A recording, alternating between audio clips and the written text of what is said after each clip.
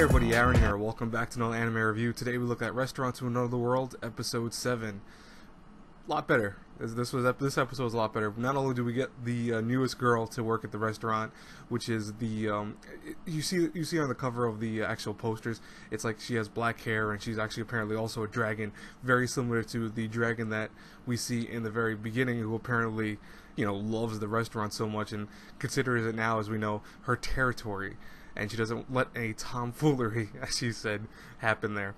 But yeah, she basically says to this new dragon girl that, hey, you can be here, it's fine, I don't care, but you have to work or don't cause any trouble. So now, you know, she's working there, I guess.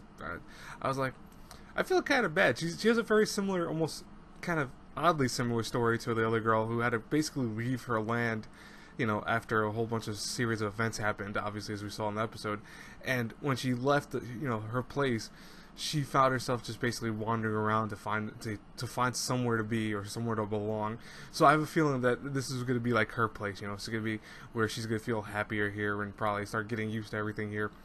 For the most part, it wasn't bad, though. I did like the captain story. I think it was kind of stupid, but it was funny in its own right, where, you know, he had crash landed, obviously, and then had to fend off life and other creatures on the island that he was stuck on. But luckily, the door to the restaurant was there, so he was able to eat, and he didn't have to worry about that.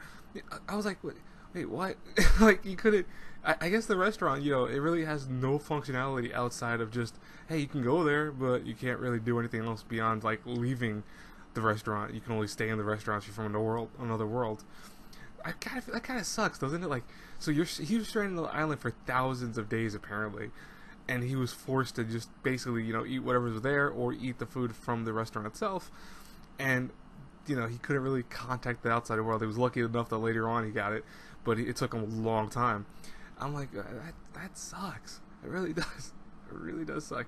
But anyways, it was a good episode. I really did enjoy it. I think actually he was there for longer than 1,000 days, because if you think about it, he says that he ate the food 1,000 times, but at the same time, that restaurant only appears once every single week, so it's probably there for years. I mean, you see the guy go from basically a young man to an older guy, so I'm presuming he was probably there for a few years in retrospect.